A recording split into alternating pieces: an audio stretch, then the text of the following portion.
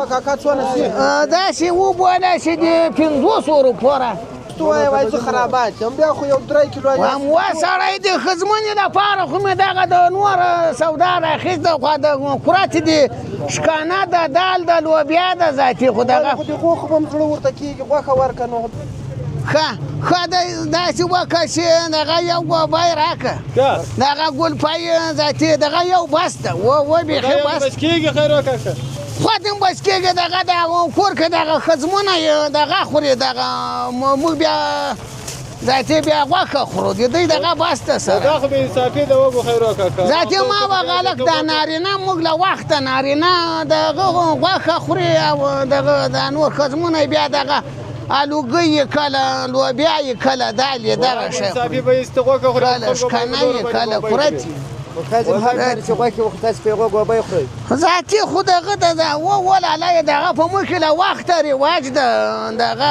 ښځمونه دي موږ دغه شی مختار ښه دغه ولې که چې یېرې دې نه شي بیا یې درکوم تاسو ډول ودرځئ خوا دې راوړه وته به محمد نبي ګوله خو زمونه کې د روزې کار ده ذاتي هلته محمد نبي ګوله څال دی د خیرات تکراري یو مخې جوړو روغ خیر و خیرات شپې ورځې په خیر ځوان زندګي خدای پاک دې ښه و ذاتي خو دغه د مازدیګر د ذاتي خو ناوخته کې ذاتي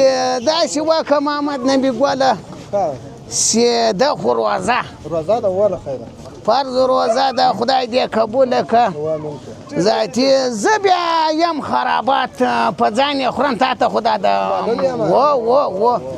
ذاتي کرا کور ته مې ښځمونو لپاره دغه لږ وبای موبای راواخیست ما دغه هلک ته منه یو همدا زوی ده یم بل مسی ده ذاتي ما هغه موږ درې بیا دغه غوښه خورو دی ته بیا د ښځمونې ته بیا دغه دال او لوبیا کورت شکنه دغه شی بیا معنا ذاتي و ذاتي و خیرو کاکا څونه شي داسې وبوله چې د 500 پورې خو موږ درایې خورو ما درته وکړه تازه یې وړو موږ دغه درایې مه کوه دغه چې تو وایي زه خرابات یم بیا خو یو 3 کیلو هم وا سړی د ښځمنې لپاره خو مې دغه د نور سودا راخیسته خو د کورت دي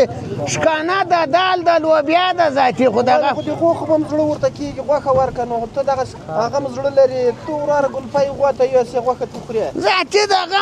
په پردو کورو کې جانداري ما پسې راکړه ته اوس دغه وکړه غوښه راکړه د روزې کار ده زه خو بیا درکړم خو ښه کار نه ده ووایه هغه م زړه لري نو زه خو بیا دا درکړم صحیح ده صحیح ذاتي دغه بیخي بس ده ذاتي دغه چې خیر دومره غټه هډوکی کې خیرو کاکا ذاتي صحیح ده ذاتي صحیح انصافي مه کوه ګوره دا روزه دې م نیولې ده وای ثواب هم لري بیا کوچنیانو ته او ښځو ته غوښه لالا کېنه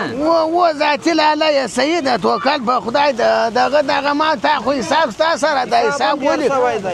هغه به درکړم ذاتي خو د هلک په دوبۍ کې ده ذاتي هغه رالیږي و خدای په امان لري